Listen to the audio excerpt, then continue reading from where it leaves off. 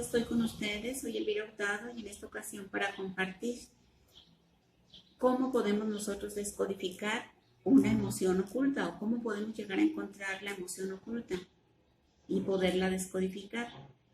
Esto es desde el punto de vista de Christian Flesch. Nosotros sabemos, los que ya todos que hemos estudiado biodescodificación, que el autor de la nueva medicina germánica es el doctor Hammer.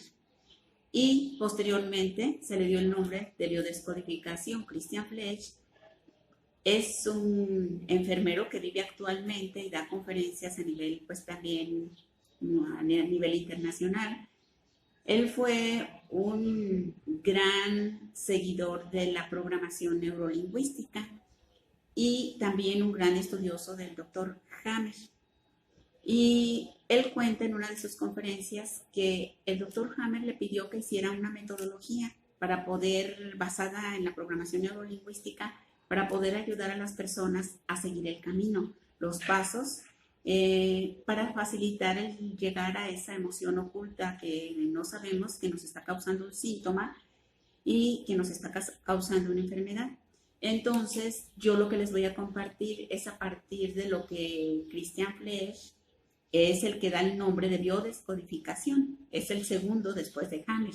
Él tiene un libro que se llama Protocolos de Retorno a la Salud y de aquí está tomado el protocolo que les voy a compartir ahora y que generalmente se utiliza en la biodescodificación. No es algo que sea absoluto, cada quien tiene su forma de descodificar, pero a mí me ha dado mucho resultado utilizar los protocolos de Christian Flesch de la biodescodificación y la programación neurolingüística, que también yo tuve la oportunidad de estudiar con él en la Escuela Superior de PNL. Entonces, basado en esto y tomando la referencia de donde les comparto este protocolo, lo primero que tenemos que hacer cuando una persona tiene un síntoma o una enfermedad y que quiere llegar a conocer cuál es la emoción que le está causando ese síntoma, primeramente hay que ir a buscar el conflicto desencadenante. El conflicto desencadenante lo vivimos en el presente. Hagan de cuenta que yo estoy aquí, yo estoy en el presente, pero si miro a mi futuro, allá está mi futuro al frente de mí y mi pasado está atrás de mí, representando metafóricamente ahorita esto para poderles explicar. Entonces, el conflicto desencadenante es aquel que, lógicamente, como su nombre lo dice, desencadena un síntoma que se manifiesta en un órgano o en una parte de nuestro cuerpo. Ese es el primero que vamos a ir a buscar. ¿Cómo lo vamos a ir a buscar? La primera pregunta que propone Christian Flesch es: ¿cuál es tu síntoma? Entonces, una vez que ya tenemos definido cuál es tu síntoma, vamos a pasar a ver cuándo apareció tu síntoma. Es la segunda pregunta. ¿Desde cuándo tienes este síntoma en tu cuerpo? ¿Desde cuándo apareció? ¿En qué momento? Puede ser unos días antes. Entonces yo voy a empezar a recorrer el camino hacia atrás, porque tengo que empezar a recorrer, bueno, ¿cuándo empezó ese síntoma que yo tengo? Tengo que detenerme, tengo que entrar un poquito en introspección y en un estado de concentración, pues, concentración personal para poderme ir recorriendo hacia atrás de mi futuro. ¿Cuándo empezó ese síntoma? Puede ser que haya empezado unos días antes, puede ser que haya empezado unas semanas antes, puede empezar que ese síntoma haya empezado hace un mes, o hace meses, o hace años. Entonces voy a recorrer la línea de mi vida hacia atrás para poder ir a buscar esa emoción. Tercera pregunta, ¿cuál es? La tercera pregunta es: ¿cuál fue tu conflicto? ¿Qué conflicto o qué situación dramática o qué estrés hiciste antes de que apareciera tu síntoma? O sea, vamos todavía un poquito más atrás en nuestra línea de la vida a buscar qué fue lo que viví y que esté relacionado con la parte de ese órgano en la que yo tengo ese síntoma o en la parte del cuerpo. Vamos a suponer, por ejemplo, que el síntoma está en una rodilla. Entonces yo pregunto, bueno, ¿cuándo apareció ese síntoma? Pues ya me apareció. ¿Qué conflicto viví? Entonces voy a ir a buscar pues un conflicto que yo haya vivido con la autoridad, en donde yo no quise someterme a la autoridad o en donde no quise arrodillarme ante esa autoridad, por poner un ejemplo.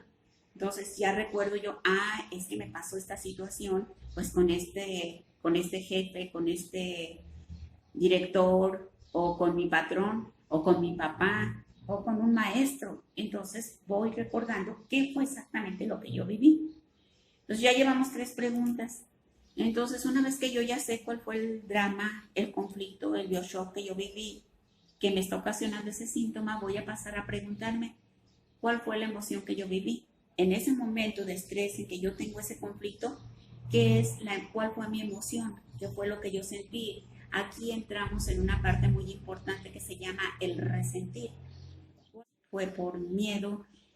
¿Cuál fue el estrés que yo hice? Que pudo haber sido un momento de ira, de coraje, de rabia, de vergüenza, de impotencia. Yo voy a buscar esa emoción que viví en ese momento.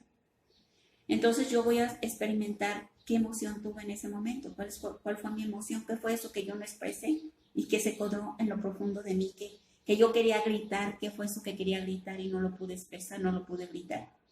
Entonces una vez que yo ya llego a entender qué fue lo que quería decir en ese momento de estrés y no lo expresé, entonces yo ya tomo en ese momento conciencia, fue esta situación que viví y fue esto lo que me callé, lo que no dije, lo que no expresé. Yo quería decirle a esta persona esta cosa y no la pude expresar.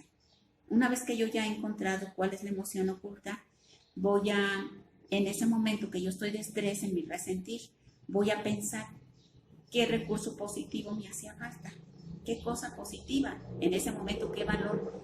Si yo hubiera tenido, por ejemplo, en este conflicto que les puse de una autoridad o de un conflicto de no querer someterme y arrodillarme ante la autoridad, a lo mejor si hubiera habido alguien que me apoyara, que me defendiera, yo no hubiera pasado por esta situación. Entonces, ¿cuál fue mi necesidad en ese momento? ¿Cuál era mi necesidad? Necesidad de que alguien me apoyara o me defendiera. Entonces yo voy a buscar en los archivos de mi mente posteriormente un recurso positivo. Ese recurso positivo, ¿en qué momento de mi vida yo tuve una experiencia en donde tuve a alguien que me apoyó, que me ayudó a salir de una situación, en donde yo recibí ese apoyo? Y voy a buscar, puede ser en un día donde yo tenía a lo mejor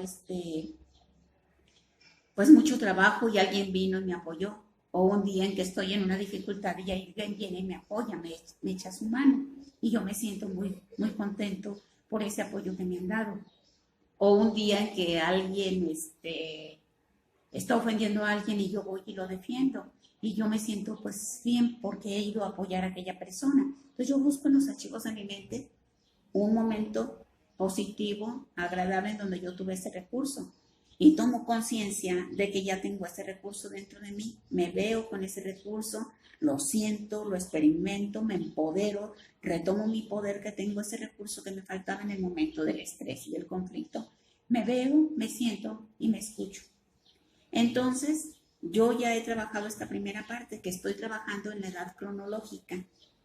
Cuando nosotros no encontramos que haya un conflicto desencadenante, que no encuentro en la edad cronológica, pues todavía voy atrás de mi vida a buscar y a preguntar y a investigar si en el proyecto Sentido, que abarca desde antes de mi concepción hasta los 3 años de edad, mi mamá vivió algo mientras yo estaba en su vientre materno, en el vientre materno, y mi mamá vivió una situación que ahora, en el momento presente, me la esté desencadenando.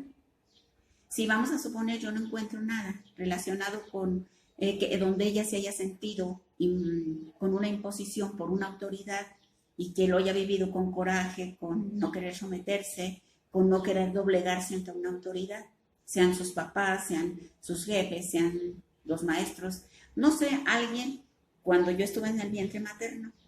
Y para esto también, cuando no recordamos o nuestras mamás no viven, hay técnicas de programación neurolingüística que nos pueden ayudar a entrar en ese proceso y ayudarnos a salir, a recordar, a tomar conciencia. Y posteriormente, si no hay nada que encontremos en el vientre materno, vamos al transgeneracional. Vamos a ver si alguien vivió un conflicto de autoridad también, de sumisión de nuestros ancestros, que haya vivido con nuestro papá a lo mejor esa situación de haberse sentido sometida y no querer y vivirlo con coraje o con un sentimiento de algo. Entonces vamos a investigar atrás Y generalmente, ¿cómo lo vamos a hacer? Nos ayuda mucho investigando de quién somos dobles, porque nosotros generalmente repetimos las historias de los conflictos, no se heredan las enfermedades en biodescodificación, se heredan las emociones y los códigos. Entonces, nosotros vamos a ver qué conflictos vivió este ancestro del que yo soy doble, si ella tuvo conflictos de autoridad. Y generalmente somos dobles las personas que nacimos en las mismas fechas de un ancestro. Por ejemplo, en mi caso, yo nací el día 17 de enero. Entonces, voy a aumentarle 10 días, que vienen siendo hasta el día 27. Y de mi fecha de nacimiento del 17 le resto otros 10. Entonces, todas las personas que nazcan del 7 al 27 de enero, que han sido de mis ancestros que nacieron en esa fecha, yo soy doble de ellos. Y posteriormente, la fecha de concepción. Cuento, si nací el 17 de enero, le aumento 3 meses. Enero, febrero, marzo, abril. Todos los nacidos del 7 de abril al 27 de abril también van a ser mis dobles por fecha de concepción. Todos los ancestros, y también van a ser mis dobles los que llevan mi mismo nombre. Los que lleven el nombre, yo me llamo Elvira. Si mi abuelita, como en mi caso, si hay una abuelita materna que se llamó Elvira, es mi doble. Entonces, eso es donde yo tengo que ir a revisar y checar si hay un ancestro que vivió esta situación, que sea mi doble y que haya vivido, no que me esté transmitiendo esa enfermedad, sino que me está transmitiendo la emoción.